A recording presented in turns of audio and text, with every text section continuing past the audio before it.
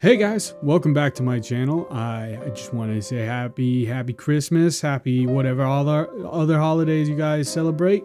I got a new mic for Christmas, so my audio quality should be a lot better than what it used to be, and I think it sounds really good. Let me know what you guys think. I can change it back. But I personally, I think it sounds really good. Today's video is a review and critical video of the new Percy Jackson show that has recently come out. I have a few things to say about it. I have a few critiques and a few things that are both good and positive, and a few negative things to say about it. For those of you who don't know, I'm a massive fan of the Percy Jackson books. And I have always been a huge fan of the Percy Jackson books ever since I read them back in elementary school. And I've been so excited for this show ever since I even heard about it. And I'm both hyped for what's to come and a little bit of disappointment and a little disappointed of what I've seen so far. I will explain later on in the video.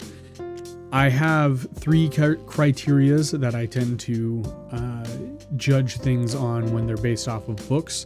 Those things are: number one, quality; number two, quantity; and number three, accuracy. So to explain, number one is the quality of the film. Is it good? Is it pretty to watch? Is it entertaining in a cinematic way? Number two is quantity. How much of the book is actually being put onto the screen? And number three, how accurately is it being put onto the screen? But before we hop into the actual video, I would like to say, since it's not quite 2024 yet when this video comes out, but going into the new year, I'm going to make an actual video about this, but going into the new year, I'm going to be doing a new year, new me thing. And with that comes a little bit of a challenge for you guys. My 2-year anniversary of creating this channel is coming up in July. And going in as of this video, I have 216 subscribers. If you guys can get me to 500 subscribers by my anniversary of 2 years, I will do one of two things. I will either A, get part of my hair dyed because I work in an office and can't dye the whole thing, but I'll get part of it dyed, or shave my facial hair, which I know I don't have a lot of facial hair, but I haven't had a cleanly shaven face since I was in high school. And my girlfriend's not very pleased with this specific challenge because she says I look weird without facial hair. And that's probably why I haven't shaved since 2018. But without further ado, let's hop right in. Grover! What? Grover, why is there half a goat in your pants? Oh, it's...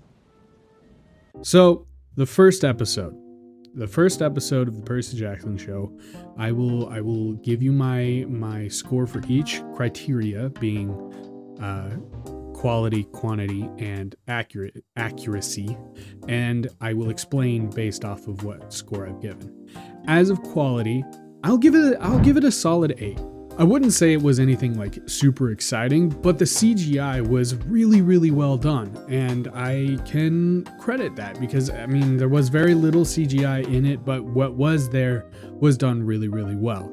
And the music was also pretty decent.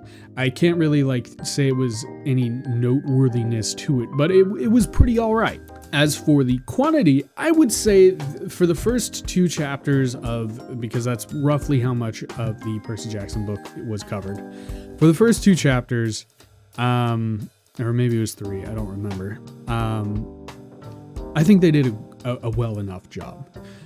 There are a few things that I really wish were included, but I understand that certain restrictions are put into place. And so for that, I will give the quantity a 7, I'd say. As for the accuracy, there are a few things that kind of bug me about certain choices that they chose. Like for one, Grover's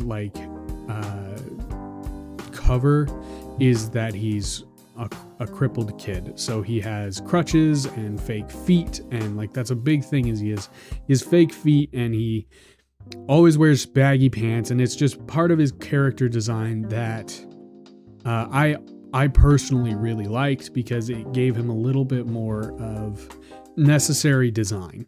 Because in all simplicity, he's a very simply designed character.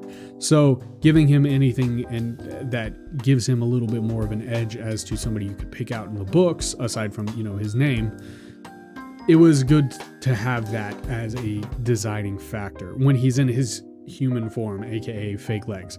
But in the show, they don't do that. In the show, he's got I'm assuming using the mist, he's got regular legs, which I know is a really weird niche thing to pick at, but it pulled me out a little bit. Another thing that kind of bugged me is they didn't include the bus ride that Percy takes with Grover. There's a specific, very, very specific scene that occurs in that part of the book that I think is crucial to the overall plot, because it's such a short moment where Percy sees 3 ladies knitting some giant electric blue socks, and they use big old pair of scissors, and they snip the line of the electric blue socks. And for me, that's always been Luke's life that they've been sewing and stuff, and it's such a crucial part of the overall plot that it's weird that they didn't include it. One thing that I think gravely hurts the overall story of the Percy Jackson episode 1 is the fact that Smelly Gabe is not an asshole. Pardon my French, but in the books, he is straight up physically and mentally abusive to both Sally and Percy. And it is instead turned into him kind of being the butt of the joke, he's not even a jerk. He's just a like annoying failure of a father kind of figure. There's no mention of the fact that he was nicknamed Smelly Gabe because he was so schmelly. He smelled so much like a mortal that kept monsters at bay to protect Percy. That wasn't mentioned at all. And it really and truly, I feel, takes away from a scene that I hope they include farther on into the first book at the very end, where Sally kind of gets her revenge. It's so, I don't know. It upsets me personally, because it's something that I related to growing up with, like Percy and I we were two sides of the same coin, basically. And I really appreciated that part of his character in the book. But the fact that they just kind of turned Gabe into I don't know, an annoying gambler, failure of father kind of character, has no backbone, and, you know, just kind of generally is the butt of a joke, takes away from the story. So do I. Make sure they put the hot peppers on my sandwich, Not please. if you're gonna ask like that. I said please.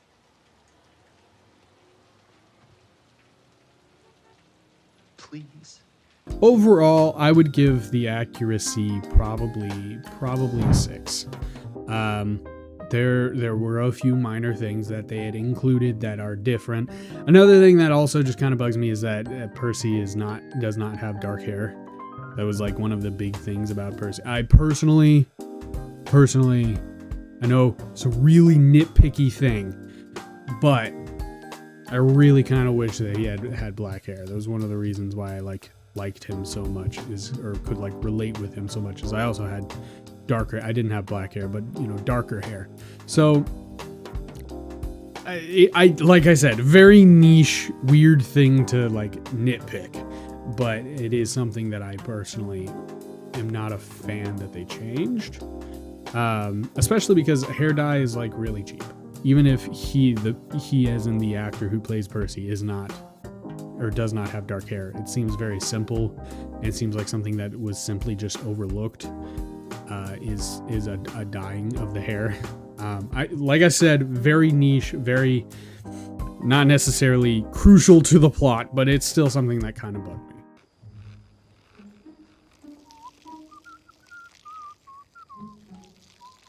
Going into the second episode, I think they did a lot better in including things in this second episode, but there were still a few things that bugged me. So for quality, I'm going to give it another 8. I think the CGI was really, really good when there was CGI. I think the cinematography was really, really good. The music was kind of underwhelming. I didn't really get any feelings from the music. And I think music is crucial when it comes to these kinds of shows and movies and stuff. But I'm going to keep it simple. It was an 8. As for quantity, I will give it an 8 as well. I think they included a lot more from the book in this chapter, or I mean in this episode.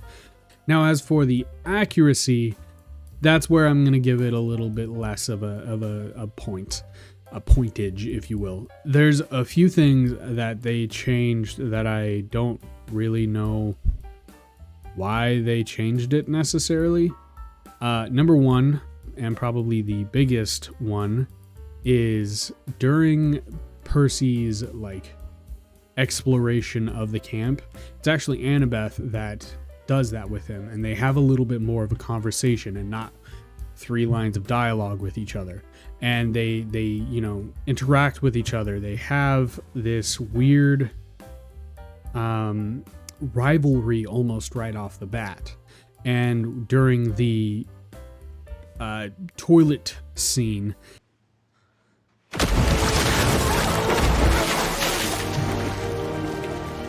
that's during the day, and Annabeth, is there not just being creepy and stalkery, but actually there because she was showing Percy around the camp. I think they did Luke extremely well. Luke's character was beautiful. I think, aside from the inaccuracy of hair color again, because I'm nitpicky, I know, I'm sorry, but aside from the hair color, I think his actor portrays Luke phenomenally. And I've seen a few things on TikTok of people being like, "Oh my God, Luke is great. I can't wait for him to, him and Percy have such a strong relationship." And I'm just like, "Oh, you poor innocent souls. Oh, I feel so bad for you." Accuracy-wise, yeah, like I said, accuracy-wise, I'm going to dink it down a little bit. Because another thing that I really kind of wish they had done is I kind of wish that the actress who played as Annabeth had gray eye contacts. Because one of the things about Annabeth and about Athena specifically is her almost violently gray eyes. And I feel like a jerk because I'm nitpicking such niche details, but they're niche details that are crucial to the characters and in my opinion, very crucial to the characters and their character design. So I just kind of wish they'd given her gray eye contacts, because it would have been just imagine, it would have been shocking almost, which is how she's described in the book, is she has shockingly gray eyes. So I don't know. That's a really niche thing to nitpick, but it is something that kind of bugs me. As for the guy who plays Percy in the scene where he's waiting by the river, 100% accurate. Like I said, the only real problems I have with the kids that are playing the characters has nothing to do with their acting abilities and everything to do with costume design. Literally, they fit the characters way too well. Oh, but that brings up something that I didn't like, that I don't know why they inputted, because it was not part of the book, and that's this weird, almost weird bickering, I guess, between Grover and Percy, where Grover has to like rebuild a kind of relationship with Percy. That's not in the book. For those of you who have not read the book, that is literally not in the book. They are pretty much best buds from the go. He's a little salty that he was, kind of a jerk to him, or not kind of a jerk, but just kind of like talking behind his back in the book. Percy was a little upset at Grover for that.